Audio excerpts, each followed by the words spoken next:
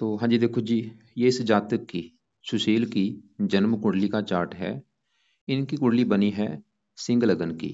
राशि इनकी बनी है मिथुन राशि।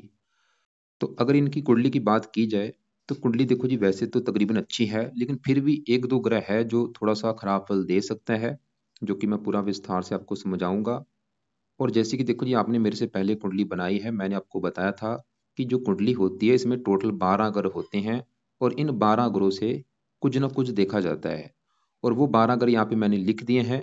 एक बार मैं फिर आपको थोड़ा सा रिपीट कर देता हूँ।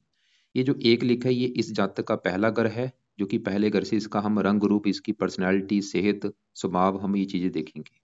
दूसरा घर इसके धन जोड़ने का, परिवार का, वाणी का।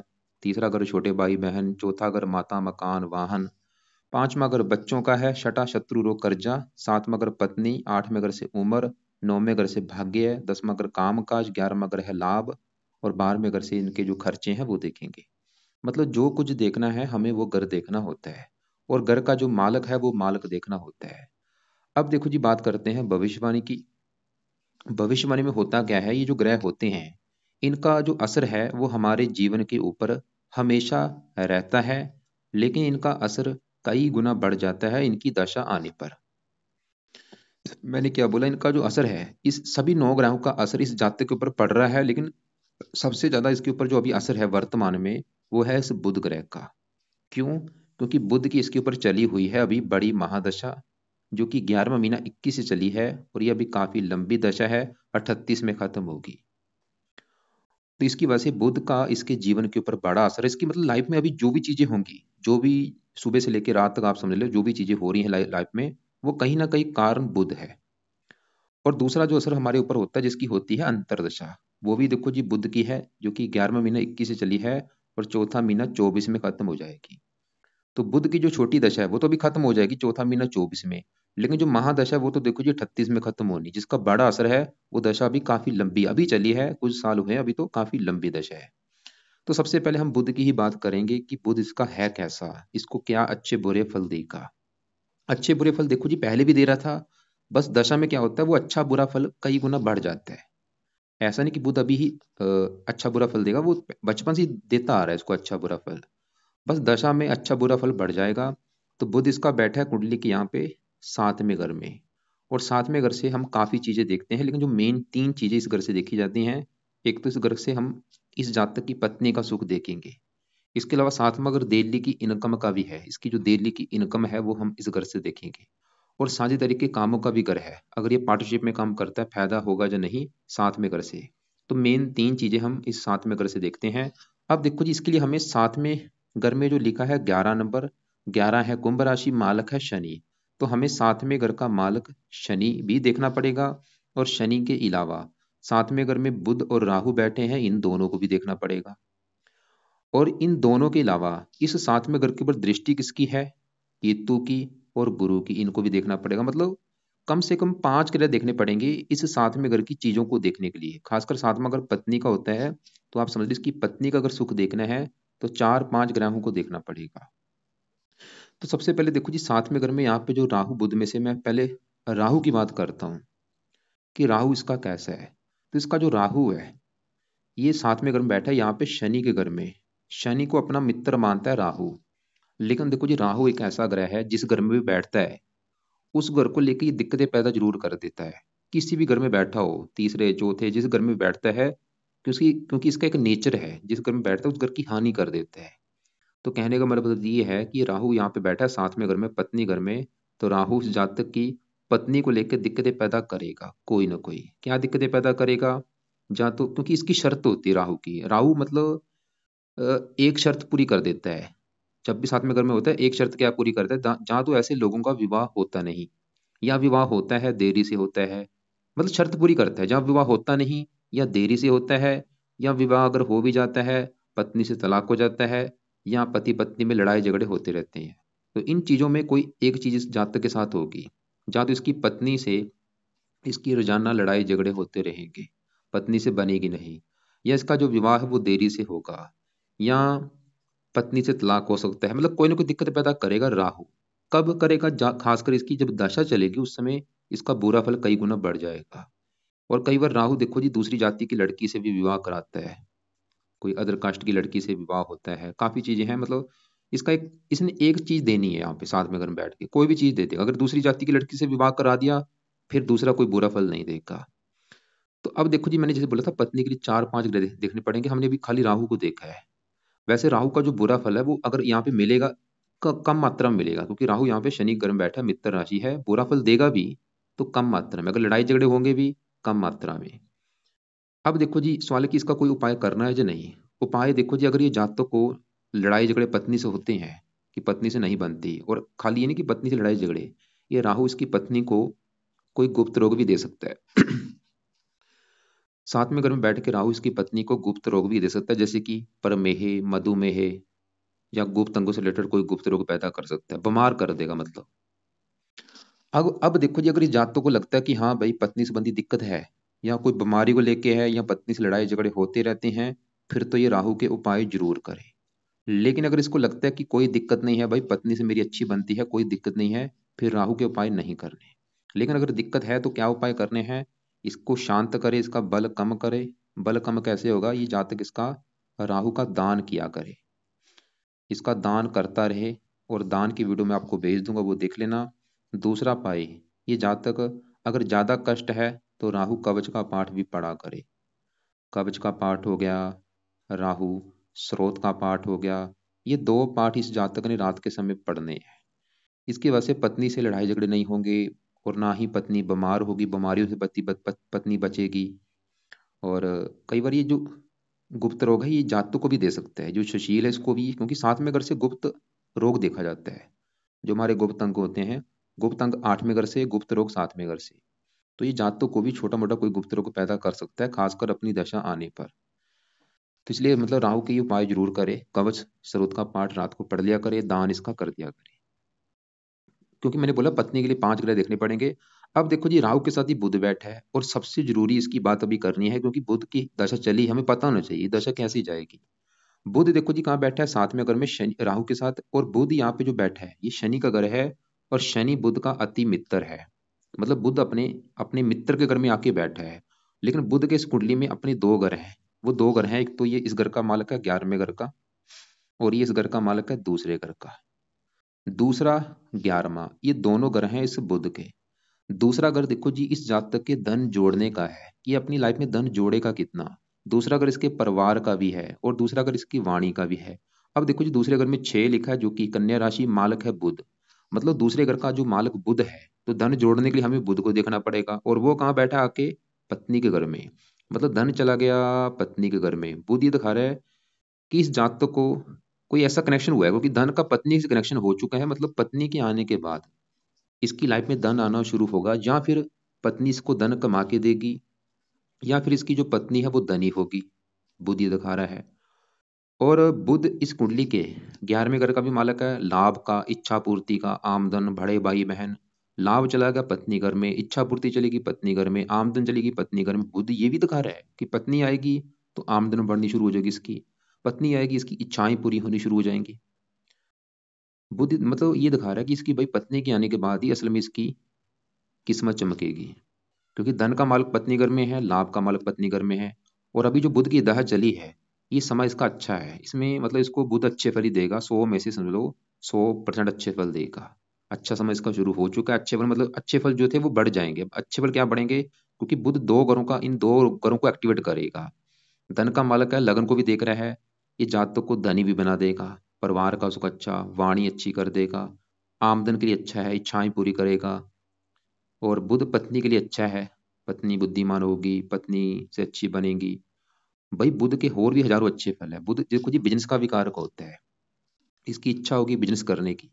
और बिजनेस कौन से, बुध से जुड़े कामों से अगर ये बिजनेस करता है उसमें इसको बहुत ज्यादा फायदा होगा। बुध के कौन से काम है, देखो जी बुध के काफी जुड़े काम हैं।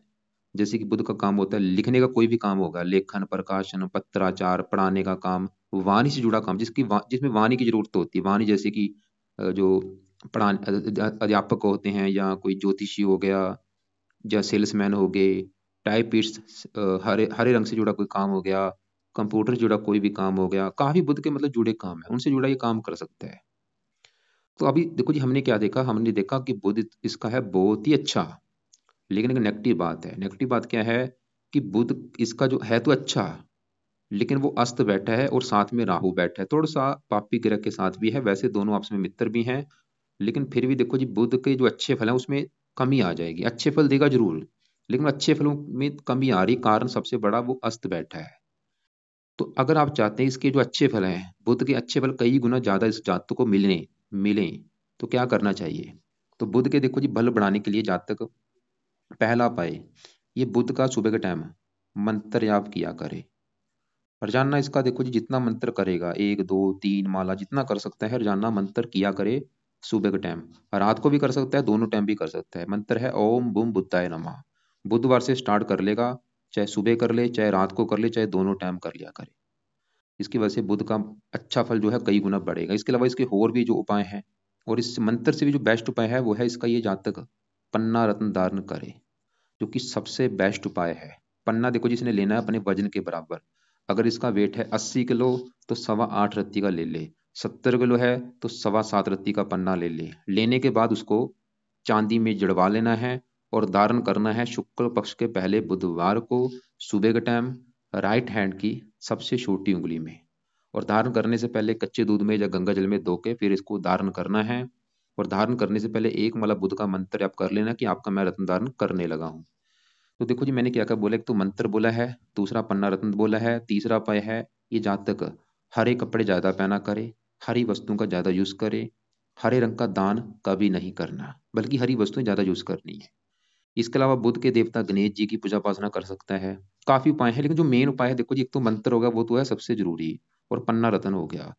ये दो उपाय तो हैं बहुत जरूरी। बाकी इसके अलावा जो एक्स्ट्रा उपाय मैंने बोले हैं, जैसे कि गणेश जी की पूजा उपासना से भी इसका बल बढ़ेगा। हरे कपड़े हो गया। अब देखो जी, हमने क्या क्या देखा, अभी हमने यहाँ पे राहु देखा, साथ में बुध देखा। बुध अच्छा है, राहु खराब है पत्नी के लिए। और आपको मैंने बोला था कि पत्नी के घर का जो मालिक शनि है, हमें उसी को भी देखना पड़ेगा। अब शनि की बात करते हैं, क्योंकि साथ में घर में 11 लिखा, मालिक है शनि। और शनि इसका बैठा है यहाँ पे 9वें घर में। 9वें घर से काफी चीजें हैं, लेकिन जो मेन 9वें घर से हम देखते हैं, भाग्य देखते हैं। भाग्य हो गया, धर्म हो गया, पिता का सुख हो गया, तीर्थ यात्रा, विदेश यात्रा। और आपका जो सवाल था राजनीति के बारे में, राजनीति के लिए देखो जी, 10वां घर भी देखते हैं, 9वां घर भी देखते हैं। अब 9वें घर में नंबर है एक। एक है मेष राशि, मतलब 9वें घर की जो चीजें हैं, 9वें घर से जैसे मैंने जो जो बोला है उसके लिए हमें 9वें घर के जो मालक हैं, 9वें घर में एक लिखा है, एक है मेष राशि, मालक है मंगल। तो हमें 9वें घर के मालक मंगल को भी देखना पड़ेगा, जो कि 9वें घर में ही बैठा है। बहुत बड़ी अच्छी बात यहाँ पे बनी है, मतलब 9वें घर का मालक मंगल इसी घर में बैठा हुआ है। तो 9वें घर की जो भी चीजें हैं, जैसे भाग्य हो गया, धर्म हो गया, तो हमें मंगल को भी देखना पड़ेगा। और 9वें घर में शनि बैठा है, शनि को भी देखेंगे। तो शनि की मैं देखो जी यहाँ पे पहले बाद में बात करता हूँ, पहले मैं 9वें घर के मालिक अगर मंगल की बात करूं, तो 100 में से 100% अच्छे फल देगा। क्योंकि मंगल 9वें घर में ही बैठा है, तो जहर सी बात है अपने घर का अच्छा करेगा। और यहाँ पे योग बना है रुच्चक योग, मंगल इसको बहुत ज्यादा भाग्यशाली बना देगा। ये जातक परम भाग्यशाली होगा, इसका भाग्य इसका कदम कदम पर साथ देगा। इसके अलावा 9वां घर पिता का भी होता है, पिता का सुख अच्छा है। इसके अलावा मंगल का एक और घर है इस कुंडली में, वो है ये चौथा घर। और चौथा घर है इस जातक की माता का घर, मकान का घर, वाहन, भूमि, जमीन, जायदाद, नौकर चाकर, घरेलू सुख, घर का माहौल। ये चीजें चौथे घर से देखेंगे। और चौथे घर में लिखा है 8, जो कि है वृश्चिक राशि, मालिक इसका भी बना मंगल। मंगल के दो घर हैं, चौथा घर और 9वां घर।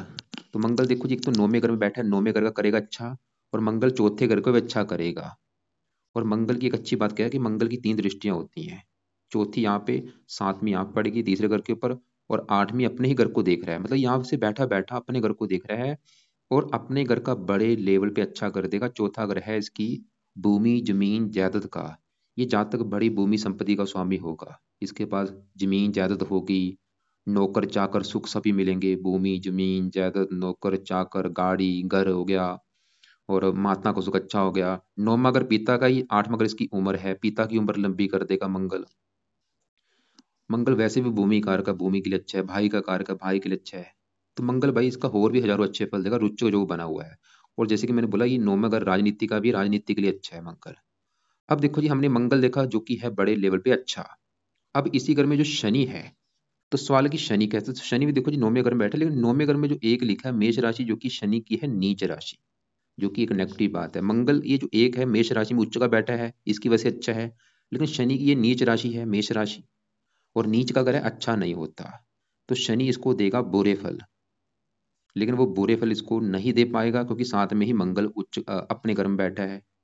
तो इसे कहते हैं नीच भंग राजयोग, मतलब शनि का नीच हो चुका है, भंग बन चुका है राजयोग, और बैठे भी बिल्कुल क्लोज हैं, 12 डिग्री 12, मतलब बड़े लेवल पे नीच भंग राजयोग बनेगा। देखो जी, एक तो हो चुका है भंग, ऊपर से राजयोग बन चुका है, मतलब भंग हो गया, बन गया राजयोग। तो शनि भी भाई बड़े लेवल पे अच्छे फल देगा, लेकिन मैं पहले आपको बताता हूँ कि इसने बुरे फल देने क्या थे शनि ने। तो शनि देखो जी, एक तो 9वें घर की हानि करेगा, भाग्य की हानि करेगा, और शनि का जो घर है कौन सा घर था, 7वां घर, और 7वां घर है पत्नी का घर, और 7वें घर में जो 11 है कुंभ राशि मालक शनि। तो 7वें घर का मालक शनि नीच का बैठा है, शनि दिखा रहा है कि पत्नी से लड़ाई झगड़े होंगे, पत्नी से मनमुटाव होगा, पत्नी से तलाक हो जाएगा, शनि ये दिखा रहा है।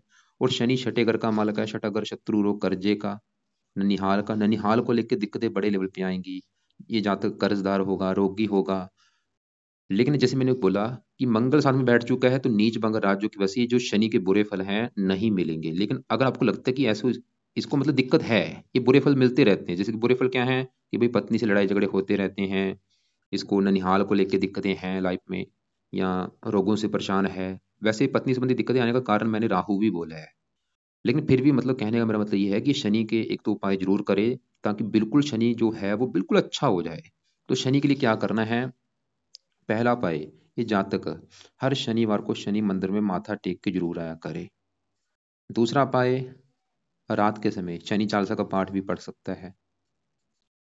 और अगर देखो जी, क्योंकि वैसे तो नीच मगर राजू बना है, इसकी वजह से 9वें घर का बड़े लेवल पे अच्छा कर देंगे, और 9वें घर से भाग्य मतलब जातक परम भाग्यशाली होगा।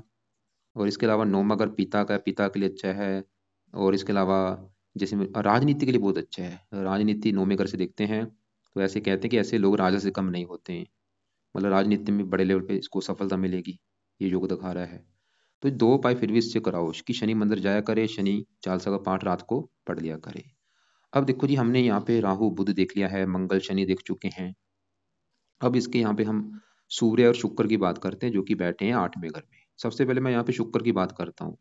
शुक्र देखो जी, इस कुंडली में एक तो इस घर का मालक है 10वें घर का, और ये तीसरे घर का मालक है।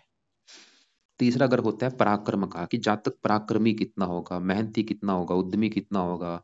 तो तीसरे घर में साथ साथ है, तुला राशि मालक है शुक्र, इसके लिए हमें शुक्र को भी देखना पड़ेगा, और गुरु को भी, क्योंकि गुरु भी तीसरे घर में बैठा है। अब देखो शुक्र 10वें घर का भी मालक है, 10वां घर होता है काम काज का, पिता का, सरकार का, जैसे मैंने बोला राजनीति के लिए 10वां घर भी और 9वां घर भी, दोनों घर देखे जाते हैं। 10वां घर है सरकार का और मान प्रतिष्ठा का। और 10वें घर में दो लिखा, दो है वृष राशि, मालक है शुक्र। तो इसके लिए हमें शुक्र को देखना पड़ेगा, जो कि चला गया 8वें घर में, एक खराब घर में। लेकिन यहाँ पे शुक्र क्योंकि उच्च का बैठा है, इसकी वजह से यहाँ पे सरल नाम के विपरीत राज्यों की वजह से शुक्र अच्छे फल ही देगा। लेकिन ये विदेश का घर है, ये चीजें चलेगी विदेश के घर में।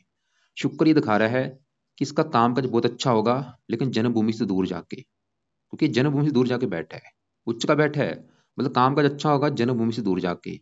पिता को सुख अच्छा है तो जन्मभूमि से दूर जाके मान प्रतिष्ठा अच्छी मिलेगी, और सरकारी कामों के लिए अच्छा है। लेकिन शुक्र इसको जन्मभूमि से दूर लेके जाएगा, और जन्मभूमि से दूर जाने का मतलब इसका जहाँ पे जन्म हुआ है वहां से इसको दूर जाना पड़ेगा, वहां पे फायदा भी होगा इसको। और शुक्र तीसरे घर का भी स्वामी है, मेहनती बना देगा, साहसी उद्यमी।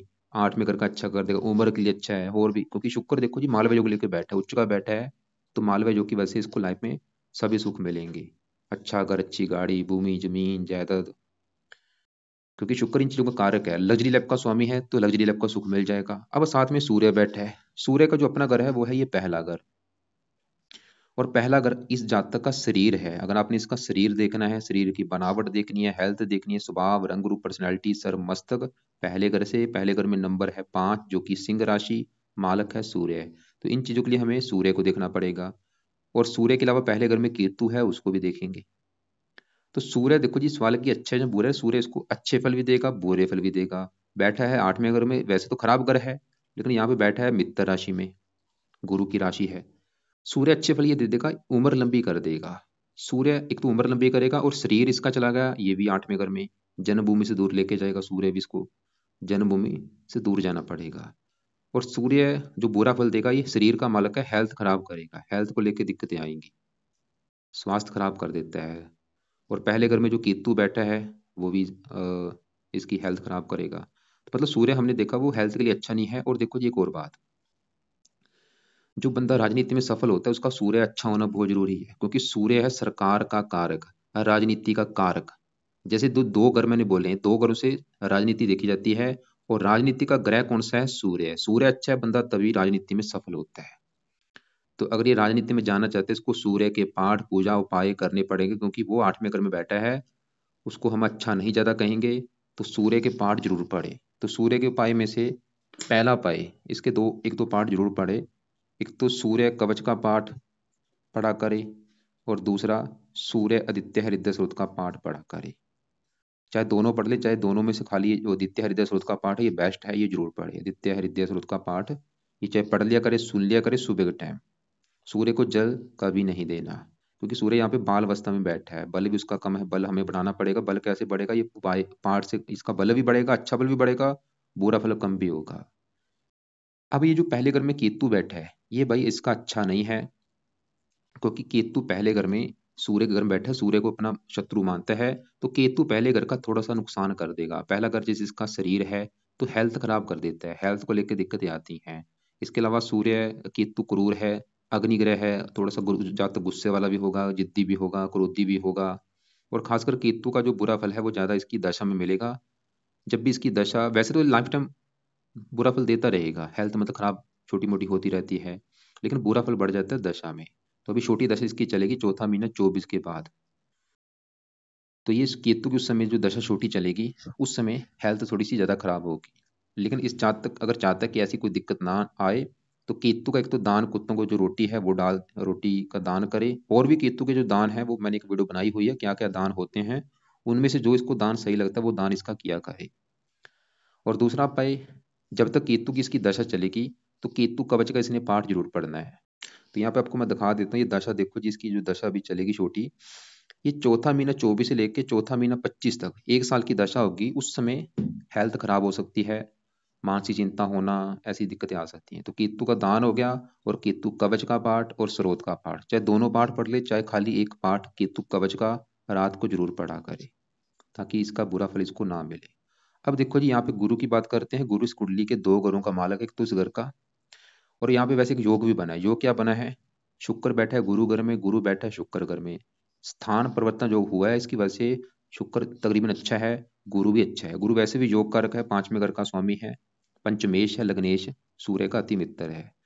5वां घर इसकी है पढ़ाई, संतान, बुद्धि। और 5वें घर में 9 लिखा है, धनु राशि मालक गुरु अपने घर से बैठा है 11वें घर में। वैसे शुक्र की राशि है शत्रु राशि, लेकिन जैसे मैंने बोला स्थान परिवर्तन जो हुआ है, गुरु देखो जी 8वें घर का भी मालक है, 8वें घर से 8वें घर में। तो गुरु भी तकरीबन अच्छे फल देगा। अपने घर से 11वें घर में, मतलब संतान होने के बाद भी इसकी किस्मत चमकेगी, क्योंकि अपने घर से 11वें घर का मतलब है लाभ, अपने घर से लाभ। संतान से भी इसको लाभ होगा, संतान होने के बाद भी इसके जीवन में लाभ आना शुरू होगा, गुरु ये दिखा रहा है। तो संतान का सुख अच्छा है, मेहनती, साहसी, उद्यमी। पत्नी घर को देख रहा है, गुरु की दृष्टि बहुत अच्छी होती है, राहु के बुरे फलों को कम करेगा और बुध के अच्छे फलों को बढ़ा देगा। अभी जो मैंने बुध के अच्छे फल बोले थे उनको कई गुना बढ़ा देगा ये गुरु।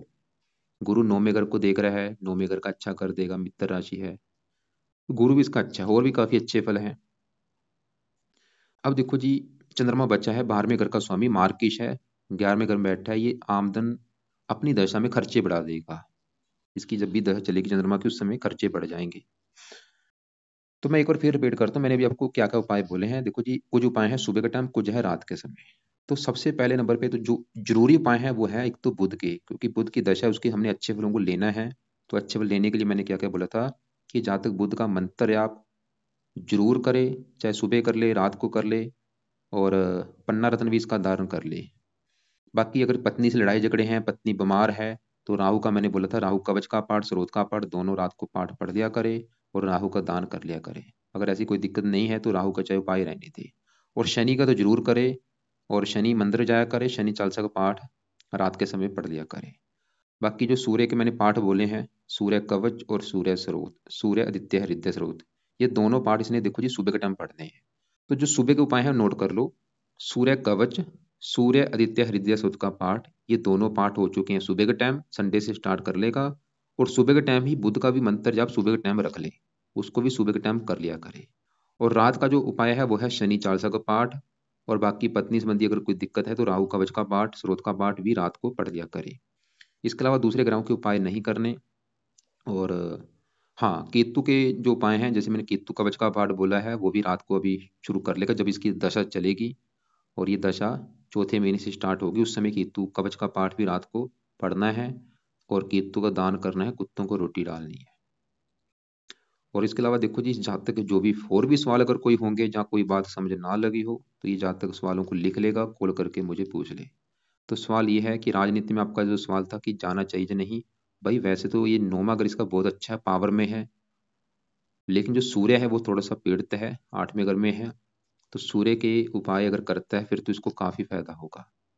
बाकी दशा भी अच्छी चली हुई है, अभी बुध की दशा है, ये समय अच्छा है इसका। बाकी फिर भी जो कुछ पूछना हो आप मुझे कॉल करके पूछ लेना। और अब एक और बात, मैंने आपको बोला कि इसने बुध का पन्ना रत्न दान करना है। तो इसमें देखो जी, बुध के पन्ने के साथ इसने और रत्न कोई दान नहीं करना, इसके साथ मंगल का मंगा दान नहीं होगा, मतलब इसमें और इसने कोई रत्न दान नहीं करना। अगर कर रखे हैं तो वो देख के उतार दे, क्योंकि अभी बुध की दशा, बुध का अच्छा होना बहुत जरूरी है, क्योंकि उसका बड़ा असर है। तो बुध की पावर को बढ़ाने के लिए खाली पन्ना दान करना है, इसके अलावा साथ में कोई रत्न दान नहीं करना। कोई भी रत्न अगर दान किया है उसको उतार के रख दे।